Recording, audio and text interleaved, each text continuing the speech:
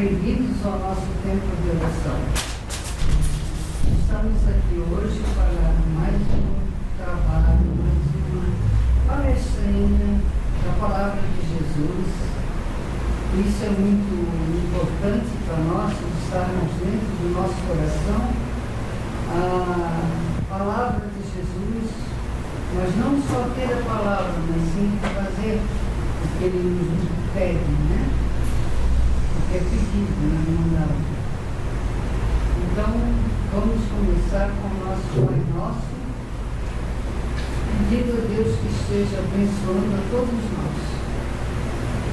Pai Nosso, que estás nos céus, santificado seja o vosso nome, venha a nós o vosso reino, seja feita a vossa vontade, assim na terra como nos céus.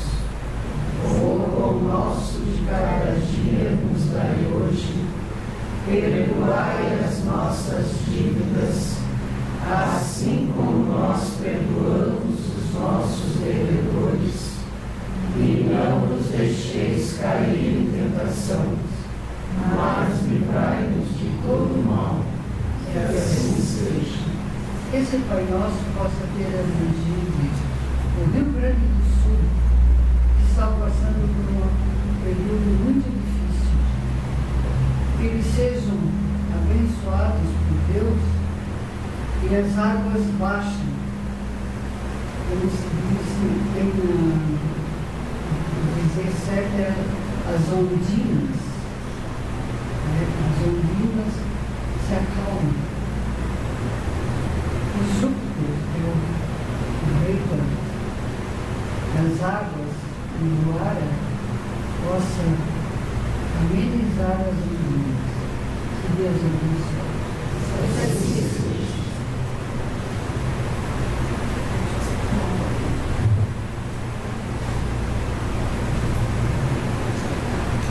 Bom dia a todos. Sejam bem-vindos à nossa casa de oração. Hoje a nossa palestra ela será fundamentada no Evangelho de Mateus, no capítulo 5, versículos 4, 6 e 10, onde Jesus fala no Sermão da Montanha, das bem-aventuranças, que tornam a justiça divina presente no mundo, e fala ainda sobre a verdadeira felicidade e a plena libertação. Bem-aventurados os que choram, porque serão consolados. Bem-aventurados os que têm fome e sede de justiça, porque serão fartos. Bem-aventurados os que padecem perseguição por amor da justiça, porque deles é o reino dos céus. Então, nós iniciamos a nossa reflexão fazendo as seguintes indagações. Por que as compensações podem se dar somente na vida futura? Por que razão o sofrimento pode nos dar um tipo de compensação? Quando nós olhamos o sofrimento, quando olhamos do ponto de vista material da Terra, parece meio ilógico, né? Eu preciso sofrer para eu ser feliz. E que isso se torna positivo para nós? A dor da aflição, ela é encontrada nas mais variáveis situações. Sim, existem muitos corações aflitos no mundo, e em vários momentos da nossa vida, porque a nossa vida é feita de ciclos. E é independente dos vários tipos de aflição, quando a aflição ela é acrescentada de revolta, de indignação, de amargura, de inconformidade e da falta de noção da vida espiritual, parece ficar muito mais pesado o fardo. E quando conseguimos enfrentar com coragem, com a resignação e fé na providência divina, nós já começamos a ter aqui na Terra uma espécie de consolação. Quando temos também a compreensão de que não somos deste mundo, nós estamos aqui, mas não somos aqui. Entendemos que são experiências necessárias. Nós estamos aqui para um progresso, para um crescimento. Né? O mundo é o nosso campo de prova, é o nosso campo de cura. E naturalmente, alguma dessas aflições são consequências daquilo que criamos. Kardec, ele explica claramente que existe a manifestação da justiça de Deus em todas as aflições, ainda que a gente não consiga entender muito bem. Então, a certeza na imortalidade da alma, né? A noção da realidade, da clara realidade espiritual, e que estamos aqui para um progresso, esclarece ao menos a compensação futura. Então, quando Jesus vem dizer, bem-aventurados os que choram, porque serão consolados, né? Ele fala diretamente ao nosso coração, né? Que todos seremos amparados pela justiça de Deus, e que tudo que estamos vivendo aqui não é em vão. Tudo tem uma causa.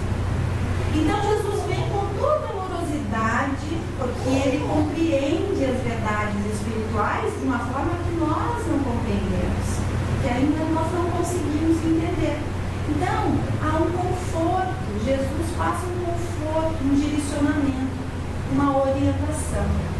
Jesus nos deixa uma mensagem muito interessante no Evangelho de João, no capítulo 16, versículo 33. Ele fala, neste mundo vocês terão tribulações e aflições. Contudo, tenham ânimo.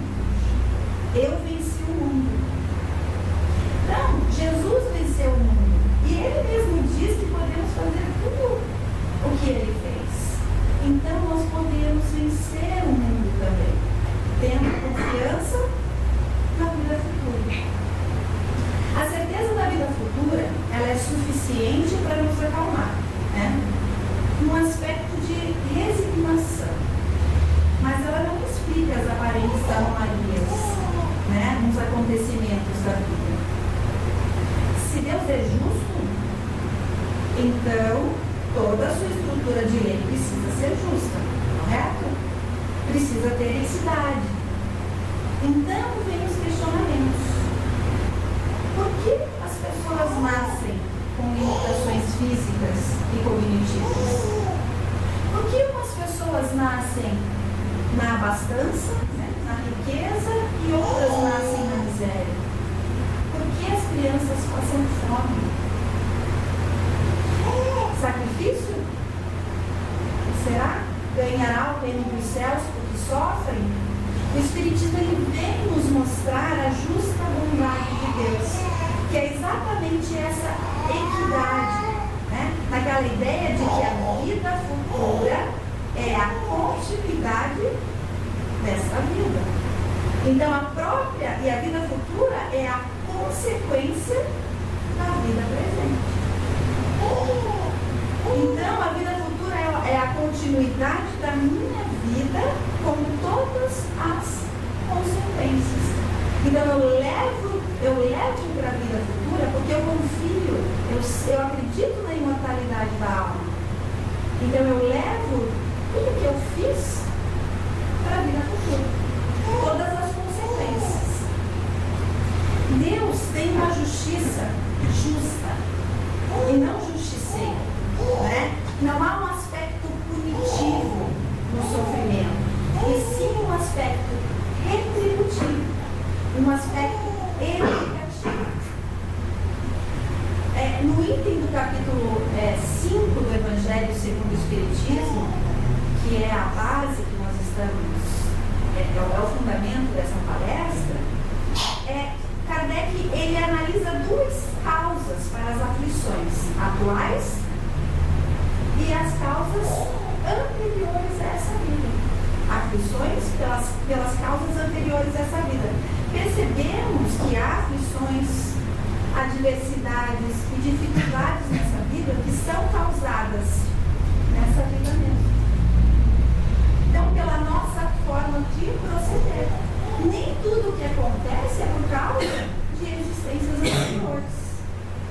Nós, espíritos criados pelo Pai, saímos do mesmo ponto de partida, todos nós. Fomos criados simples e ignorantes. Estamos sujeitos à lei do progresso, porque a lei do progresso é uma lei divina.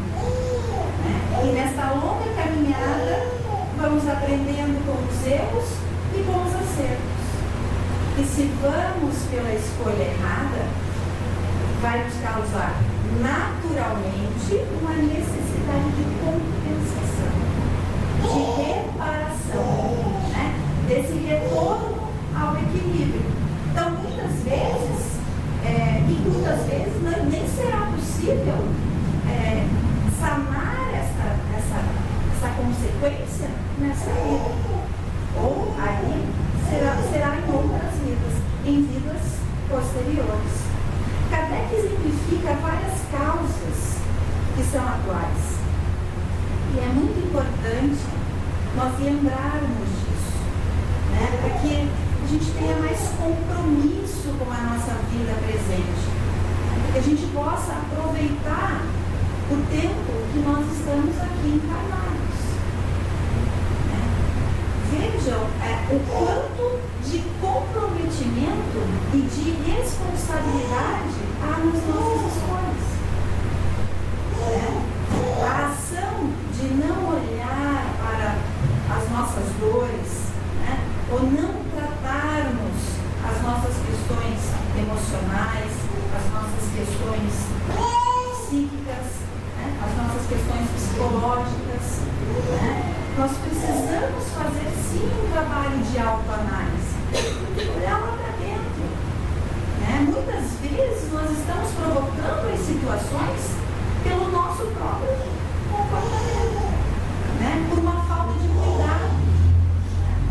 Quando nossas ações não estão adequadas, é natural que haja consequência daquele prejuízo causado. Esse aspecto retributivo que Kardec fala, ele pode nos levar ao clareamento da consciência, gerando o quê? O arrependimento. No item 16 do capítulo 7 do livro O Céu e o Inferno, Kardec fala de 3 elementos para sanar a dívida, para sanar uma falta. O arrependimento como aspecto retributivo. Então, abranda as dores da expiação, que nos traz a esperança e prepara os caminhos da reabilitação. A reparação propriamente dita, é o aspecto de fazer o bem a quem se fez mal. Então, essa é a reparação. Eu preciso reparar o que eu fiz de errado. Então, eu anulo o efeito, eu destruo esta causa que me fez precisar reparar o erro. E a expiação, como aspecto reparador, consiste no sofrimento físico e também no sofrimento moral, que são as consequências das faltas cometidas. Já quando a gente evita o débito, quando a gente consegue evitar a causa do problema, já há um aprimoramento moral.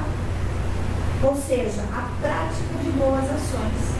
E isso é um processo que depende das nossas decisões, das nossas atitudes, que vão determinando a mudança.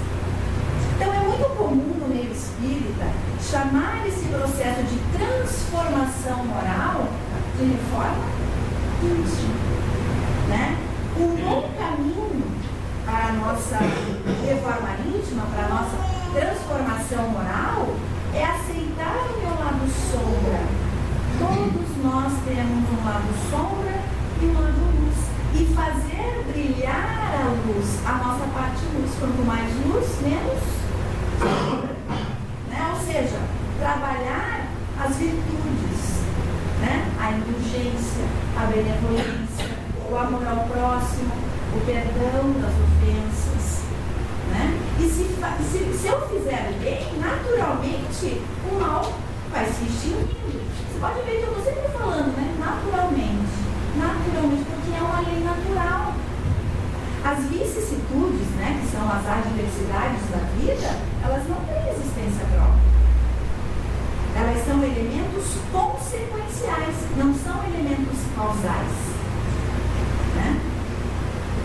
No capítulo 5 do Evangelho, que nós estamos estudando, os Espíritos dizem assim, que todos os que têm o coração ferido pelas adversidades e as decepções da vida, interroguem friamente a própria consciência, que remontem passo a passo a fonte dos males que os afligem. O homem é assim, em um grande número de casos, o autor dos seus próprios infortúnios. Mas, em vez de reconhecê-lo, aí vem a vaidade, vem o orgulho. Mas, em vez de reconhecê-lo, acha mais simples e menos humilhante para a sua vaidade acusar a sorte, a providência, a falta de oportunidade, a sua má estrela. Enquanto que, na verdade, a sua má estrela é a sua própria negligência. Então, seguindo esse raciocínio dos espíritos superiores, as consequências do futuro serão a causa do presente. Ou seja, em um processo de encarnação, nós trazemos os elementos do passado. Né? Num processo de reencarnação, nós trazemos os elementos do passado. E, ao mesmo tempo, nós estamos criando consequências para a vida futura. Então, a gente pode entender que as nossas encarnações, né, que a nossa encarnação, ela não é somente uma colheita, ela também é uma semeadura. Aonde eu vou querer plantar a minha semente? No chão fértil, na terra fértil, ou no chão que tem pedras, espinhos? O que eu quero? Quero colher bons frutos ou maus frutos? Faz parte da nossa escolha. Né? Faz parte do livre-arbítrio. Então, ou seja, as nossas consequências terão como causa as nossas próprias ações. Foi o que Jesus disse para o homem da mão mirrada, que são os duros de coração, né? Vais e não pegues mais, para que não aconteça o pior, para que não volte isso para você. Né? E quem faz uma guerra, por exemplo, né? Causando sofrimento de milhares de pessoas, somente o arrependimento é suficiente? Ele reencarnará na Terra novamente? Então você faz essa pergunta. Reencarnar na Terra, ninguém pode afirmar nem que sim e nem que não. Né? Não há nada que possa determinar isso, a não ser as próprias leis de Deus dentro do processo reencarnatório. O que sabemos ainda é que a Terra é um planeta ainda de provas e expiações, né? Aonde o mal sobrepuja o bem, aonde nós vemos guerras, aonde nós vemos desigualdade, aonde ainda nós vemos fome, né? Então, e temos todo esse aspecto bélico, né, das guerras que estão acontecendo no planeta agora. O arrependimento não será suficiente. O arrependimento é quando chega na consciência, você põe a mão na tua consciência e fala, putz, esse é o arrependimento. E que tem uma vontade, e o arrependimento que tem vontade de reparar o erro, porque nós precisamos reparar o erro. Né? Então, existe uma ordem natural, que seria me arrepender, reparar o erro e, se houver saldo, expiar as consequências desse erro. Só que, na ordem usual de nós todos, nós expiamos antes, nós sofremos para depois nos arrepender, para depois reparar. Primeiro a gente tem que sofrer. Né? Então, essa é a ordem ainda. Né? Leon Denis foi um filósofo seguidor de Kardec. Ele que deu a continuidade do Espiritismo depois de Kardec. E ele fala num livro chamado O Problema do Ser, do Destino e da Dor. No capítulo 24, ele sintetiza: quando os meus autos são bons e os meus pensamentos são maus, existe uma falsa aparência do bem. Então é nesse sentido que Kardec diz que o arrependimento não é suficiente, né? A reparação é fundamental. Ele diz no livro do Evangelho que a reparação é o elemento principal.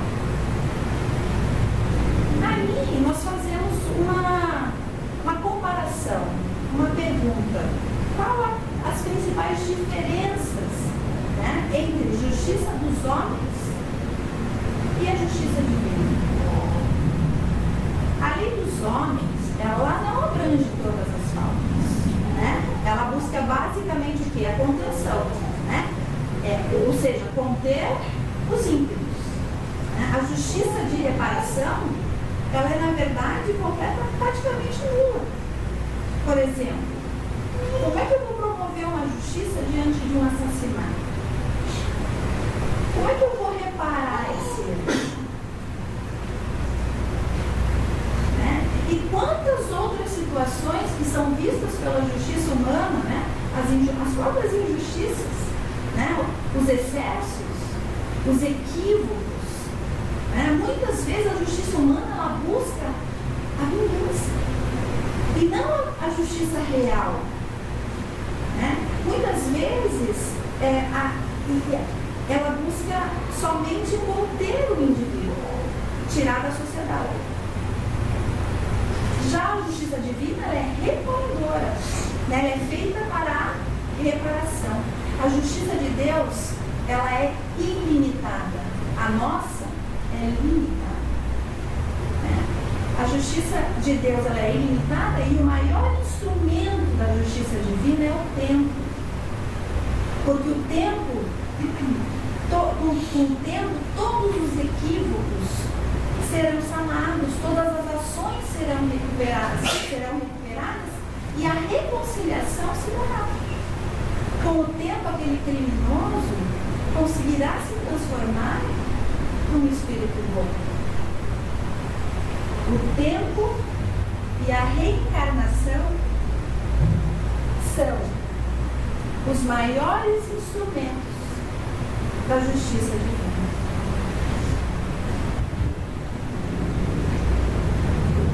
No livro Ação e Reação, no capítulo 3, André Luiz nos conta a história de um homem que assassina 2 irmãos. Ele assassina os 2 irmãos para ficar com herança. Não acontece absolutamente nada com ele aqui na Terra, né? A justiça humana. Ele aproveita a vida e desencarna. Quando ele desencarna, né, ele entra então no plano espiritual, ele vive todas as dores das consequências daquele ato cometido. Quando ele volta a reencarnar, né, os 2 irmãos vêm como filhos, né, e isso consegue restituir as vidas perdidas e os próprios bens materiais. Então essa é a reparação. A justiça divina ela trabalha com mecanismos que a gente não faz ideia. Ela prevê a recuperação da dignidade do culpado. A lei de Deus é de justiça, amor e caridade. A justiça divina ela é magnânima.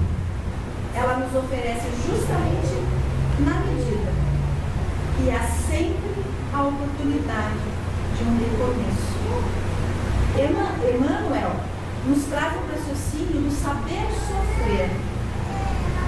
Não basta sofrer simplesmente, basta para ascender a glória espiritual. Indispensável é saber sofrer, extraindo as bênçãos de luz que a dor oferece ao coração sedento de paz. Muitos sofrem, mas poucos sabem sofrer. Emmanuel escreve no livro Vinha de Luz, no capítulo 80, psicografado por Chico Xavier. O sofrimento, ele não é educativo somente, ele é retributivo, mas dele pode-se tirar o aspecto educativo, né? Pode-se tirar o aspecto preventivo. Então são os três elementos da pena: o retributivo, o educativo e o preventivo. Então há uma retribuição que é o simples e puro sofrimento, mas há algo educativo que eu paro para pensar, eu coloco a mão na minha consciência e eu penso o porquê que eu estou sofrendo, né? Por que me leva, o porquê, qual é a causa que está me levando a esse sofrimento? E quando nós percebemos a causa, deixa de ser sofrimento, porque há uma conscientização, né? É a resignação, essa é a resignação, né? Nem tudo está tudo bem, mas tudo está certo, né? E tudo é consequência do que eu fiz. Aí vem o aspecto preventivo. Qual é o aspecto preventivo? É eu mudar a maneira de agir, né? Para que não haja mais as consequências de antes.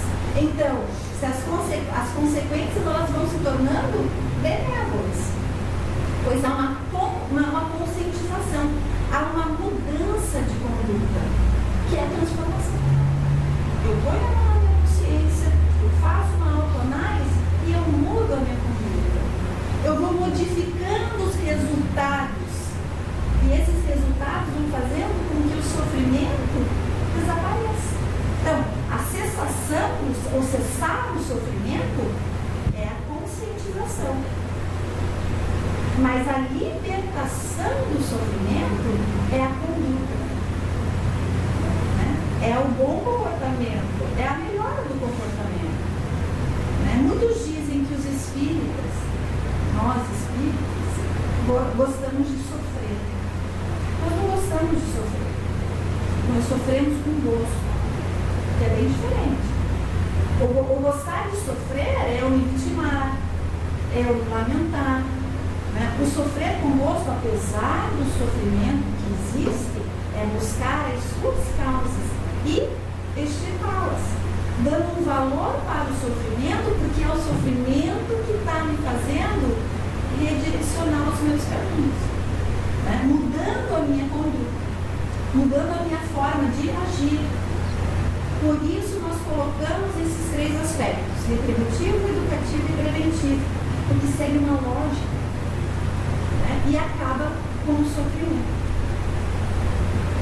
Mas como que a gente vai explicar a perda de entes queridos em acidentes, as doenças, os reveses da fortuna?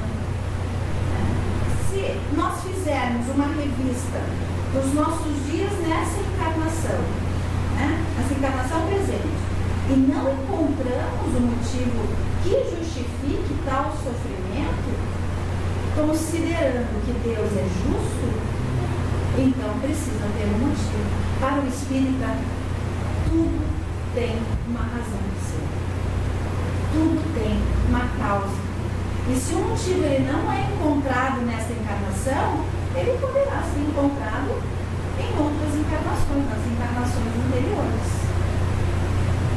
No artigo 9 do Código de Penas Futuras, do capítulo do livro do Céu e Inferno, é este livro aqui. Se a gente quer entender a justiça divina, a gente tem que ler o livro do Céu e Inferno. E nesse artigo, os espíritos comentam: toda a falta cometida, todo o mal realizado é uma dívida contraída que se deve pagar.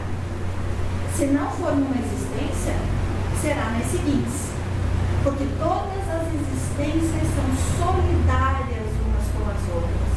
Aquilo que se paga nessa existência presente não se pagará numa existência futura, porque já foi pago. Não se paga pela segunda vez. Então, quando nós fazemos essa reflexão, a gente entra numa reflexão reflexão sobre um axioma, sobre uma premissa. Né? O que é um axioma? São premissas consideradas como verdades. É um conceito que não precisa de demonstração para ser verdadeiro. E Kardec utiliza muito essas premissas. É uma ideia considerada óbvia, e tomada como consenso, mesmo sem provas para tal. Então, Kardec utiliza muito essas premissas para desenvolver o raciocínio, para fazer mesmo as deduções da ciência dos espíritos. Na questão 4 do Livro dos Espíritos, no capítulo 1, Kardec utiliza dessa premissa. Ele pergunta aos espíritos: onde se pode encontrar a prova da existência de Deus? Olha a pergunta que ele faz para os espíritos. E os espíritos respondem: em uma premissa que se aplica a nossas ciências. Não há efeito sem causa. Procurai a causa de tudo que não é a obra do homem, e vossa razão vos responderá. E é nessa mesma premissa que Kardec vai utilizar em estudo quando ele verifica as causas das aflições. Então, ele relaciona os sofrimentos, aparentemente, que não são dessa vida, que parecem atingir o homem como fatalidade, né? Nós falamos isso, nossa, que fatalidade, é uma fatalidade, né? Ou seja, a perda de entes queridos, as doenças, os flagelos naturais, como está acontecendo no Rio Grande do Sul, né? Então, para Kardec, o princípio da casualidade. Ele mostra todas as anomalias, que todas as anomalias têm uma causa, né? E outra premissa que ele utiliza para entender que tudo tem uma causa é que Deus é justo. Então, toda a causa é justa. Se Deus é justo, e se nós acreditamos nisso, toda a causa deve ser justa. Né? Então, numa relação de causa e efeito, vamos compreendendo que a reencarnação e a justiça divina, elas são inseparáveis. O homem não escapa nunca às consequências das suas faltas. Quando as leis de Deus são transgredidas, ou seja, elas são violadas, nós precisamos desse processo de reabilitação. Nós precisamos nos reabilitar. A lei de Deus, ela não é punitiva, ela é reativa. Há uma reação natural. No mundo físico também é assim, né? Se eu colocar minha mão no fogo, eu vou queimar e eu vou sentir dor. Não é? Não é uma ação e uma reação? Então, na lei da ação e reação também atua no campo da moralidade e também no campo natural da existência. Né? Então, Kardec coloca a pura e simplesmente a natural, para ele é natural a ação e reação. A lei de Deus não é uma lei de Italiano, tal e qual. Né? Não existe ninguém impondo a reação. Deus não está querendo, anotando o que a gente faz e colocando um castigo em cima. Não, é a lógica. Se eu violo a lei de Deus, a lei de Deus vai ser reativa. Se eu sigo a lei de Deus, né, ela vai ser preventiva. Há uma lógica. Né? E quando a gente fala de provas e expiações, né, todas as duas, tanto provas quanto expiações, a gente pode escolher. Isso está descrito no Livro dos Espíritos, né, da questão 258, a questão 267. Tá?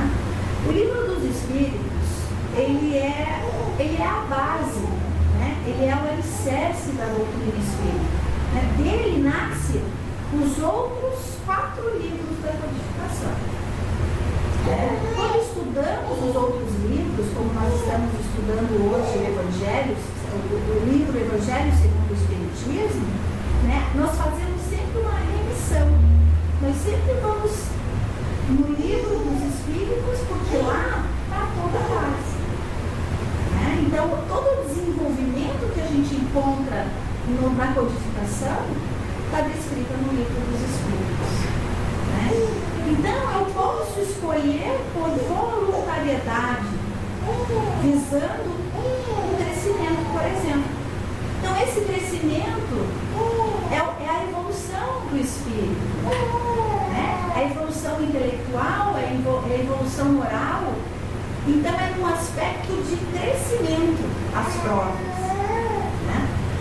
A expiação não. A expiação eu posso escolher, mas eu escolho os elementos consequenciais. Então, eu tenho um rol de consequências, de causas que eu cometi e que eu preciso expiar. Eu preciso reparar para que tudo entre no seu equilíbrio. Então, só que a expiação não é punição. A expiação é um aspecto de redenção. Na cultura judaica já havia rituais de expiação. Né? A pessoa se purificava pela imolação de um animal. Geralmente era o bode. Por isso que a gente fala bode expiatório. Vem esse termo justamente daí. Então, o que acontecia? Né? Nós pecamos e todos os pecados nesse ritual iam para esse animal, eles não matavam o animal. E aí o animal ia embora com todos os pecados. Né? O cordeiro imolado. Né? A gente ouve muito falar sobre isso. Né? Então, a expiação, ela não está ligada a um sofrimento punitivo, mas num aspecto depurador. Né? Um aspecto depurador do sofrimento. Né? O saber sofrer, porque eu entendo a causa do sofrimento. Então, ele é expiatório quando eu escolho, mas também dentro do processo de expiação, a expiação pode ser imposta. Às vezes eu nem quero escolher aquela expiação, mas ela pode ser imposta. A prova não. A prova não. A prova é só um aspecto de crescimento. Né? É aquilo que me ajudará a crescer, que não necessariamente é expiatório. Mas a prova que eu escolho para crescer, às vezes eu posso sucumbir, eu posso escolher uma prova, chegar aqui e não conseguir fazer. Aí essa prova, ela tem um sentido de teste. Então, há uma diferença entre a expiação e a prova. Né? No capítulo 9 do Evangelho de João, os apóstolos perguntam a Jesus sobre o menino cego. Mestre, quem pecou? Porque o menino vem cego de nascença. Como explicar, né, essa causa? Então, os apóstolos entenderam como assim, ou foi o menino que pecou, ou foi os pais do menino que pecaram. Mestre, quem pecou? Este ou os seus pais? Para que nascesse cego. Aí Jesus responde, nem ele pecou e nem seus pais, mas foi para que se manifestem nele as obras de Deus. Então, nesse caso do menino cego, seria uma prova, ele vem cego porque Jesus o cura. E nessa cura, né, se verifica a existência de Deus. Quando a gente fala das premissas. Né? Por quê? Porque as pessoas viram tanto que não tem como não acreditar. Né? Então, para a gente concluir a nossa palestra, a nossa reflexão, um espírito amigo, no capítulo 9 do Evangelho segundo o Espiritismo, nos diz: a vida é difícil. Bem eu sei, constituindo-se de 1000 bagatelas que são como alfinetadas e acabam por nos ferir. Mas é necessário olhar para os deveres que nos são impostos, para as consolações e compensações que obtemos, pois então veremos que as bênçãos são mais numerosas que as dores. O fardo parece muito mais leve quando olhamos para o alto. em vez de curvar-nos a fronte para baixo. Coragem, amigos. Cristo é o vosso modelo, mas sofreu ele do que qualquer um de nós. E nada tinha de se penitenciar, ao passo que vós tendes de esfriar o vosso passado e se fortalecer para o futuro, pensando na vida futura, pensando nas consequências que eu vou levar da vida futura. Sede, pois, pacientes, sede cristãos. Essa palavra resume. Muito obrigada a todos pela atenção.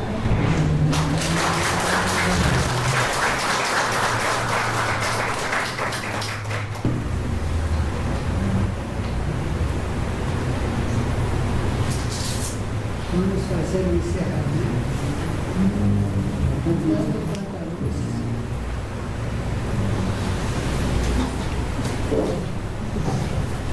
Quanta luz. Este ambiente descendo sobre nós, vibrando em nossa mente. Quanta luz, quando assim em prece, como a alma cresce aos olhos de Jesus. Quanta luz, pois em oração a voz do Mestre fala ao nosso coração. Quanta luz descendo sobre nós. Quanta luz, quanta luz. Que essa luz a qual chamamos possa iluminar todo o nosso ser nesse domingo de manhã. Que ela tire, meu Pai, a esperança do amanhã, a fé no Senhor e a redenção de todos os nossos pecados, né? Que possamos, através dessa nossa oração, chamarmos para dentro da nossa consciência a lei divina. Que assim seja. Que assim seja. Vamos erguer as nossas mãos para frutificar todas as águas aqui presentes, que elas se tornem um remédio tanto para o corpo como para a alma de todos aqueles que puderem se servir. Pedimos também, meu Pai, uma bênção especial aos nomes que se encontram nos nossos livros de orações e dentro do coração de cada um de nós, que o Senhor dê, dentro da sua bondade infinita, a paz. Que assim seja. Que assim seja.